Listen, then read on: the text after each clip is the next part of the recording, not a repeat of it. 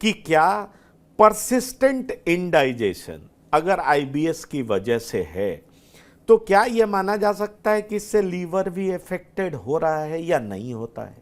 Liver affected कैसे होता है, किस वजह से होता है? क्योंकि हमने ये भी देखा कि कई सारे लोग लीन एंड थिन हैं, कोई मोटे नहीं है, फिर भी कहा जाता है उनका लीवर कंप्रोमाइज्ड है, उनको प्रॉब्लम है। कई सारे लोग हेल्दी भी दिखाई पड़ते हैं, पर उन हेल्दी इन द सेंस मोटे भी दिखाई पड़ते हैं, पर उनका लीवर ठीक नजर आता है, उनका फंक्शन सारा कुछ ठीक है। तो ये क्या मिस्ट्री है? अगर जरा लीवर के बारे में कुछ बता सकें, क्योंकि लीवर वो वाइटल ऑर्गन है कि एक बार खराब होता है तो कहा जाता है कि आपका इंसुलिन भी सिक्रेट प्रॉपर नहीं होगा, डायबिटीज होने लगेगा, आपका किडनी में असर होने लगेगा। सारी प्रॉब्लम्स के पीछे बताया जाता है कि लीवर कहीं ना कहीं रोल प्ले करता है। जरा आप ये इस लीवर के बारे में भी बताएं। बड़ा इंटरेस्टिंग टॉपिक है ये, लिवर और हेल्थ। बॉडी के जो हर एक ऑर्गन्स हैं हमारे, हम हार्ट करें, किडनी, इंटेस्टाइन्स, लिवर, जो भी हमारे सारे ऑर्गन्स हैं, ब्रेन, अगर हम इन सारे ऑर्गन्स को देखें, सारे इंपॉर्टेंट है, सब अपना काम करते हैं। और ऑब्वियसली कोई भी अगर ऑर्गन ठीक से नहीं काम करेगा तो उसमें प्रॉब्लम आती है। लिवर एक ऐसा ऑर्गन है जो कि मल्टीटास्किंग करते हैं। मतलब अगर आप लिवर के फंक्शंस देखेंगे, चाहे वो सिंथेटिक हो, चाहे वो मतलब क्रिएट करता है, प्रोटीन सिक्रीट करता है, हमारे इम्यूनोलॉजी में, इम्यून सिस्टम के लिए लिवर सबसे ज़्यादा कंट्रीब्यूट करता है।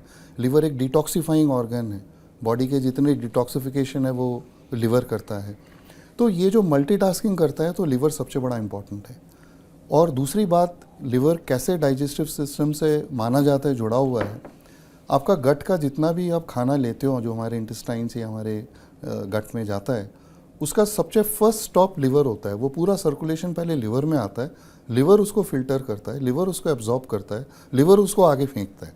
तो obviously liver is the first barrier of defence कि जो मेरे लिए अच्छा है या जो मेरे बॉडी के लिए अच्छा नहीं है। तो ये माना जाता है कि लिवर एक अहम भूमिका निभाती है डाइजेशन लेके।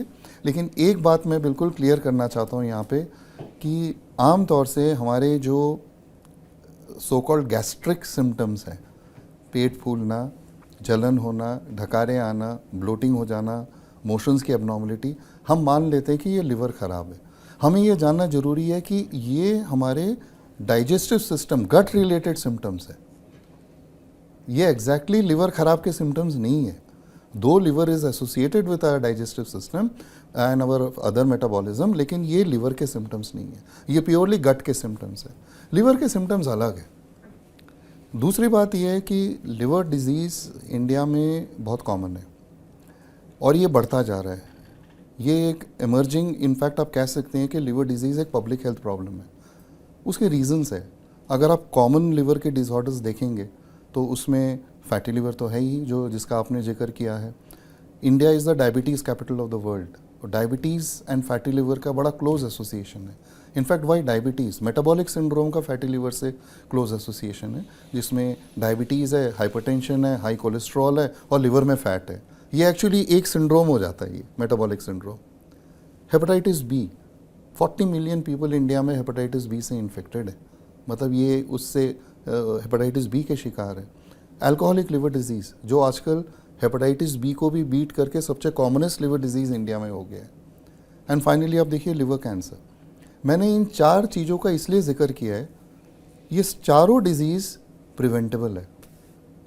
मतलब इन चारों डिजीज़ जिनका हम मानते हैं कि कोई गोल्ड स्टैंडर्ड ट्रीटमेंट नहीं है जिससे कि मैं आपको ठीक कर सकूं, मैं केवल कंट्रोल कर सकता हूं, बट हमारा सवाल है कि ये चारों डिजीज़ प्रिवेंटेबल है। अगर हमारी अवेयरनेस हो इसके बारे में, अगर हम प्रिकॉशंस लें, तो एक्चुअली ये चारों चीज़ें, alcoholic liver disease, fatty liver disease, hepatitis B, and ये तीनों when they lead to liver cancer, actually ये सारे प्रिवेंटेबल हो गए। मैं चाहूँगा कि मैं रिक्वेस्ट करूँगा कि आप हमारे दर्शकों को बता दें कि कैसे प्रिवेंटेबल है, क्या करें हम जिससे हम इन तमाम डिजीज़ से बच सकें, हमारी ज़िंदगी में ये शामिल ना हो, हमें परेशान ना करें। लिवर डिजीज़ से बचने का मेरा 2-3 फार्मूलाज है। फर्स्ट इज़ हम अपना वेट मेंटेन करें।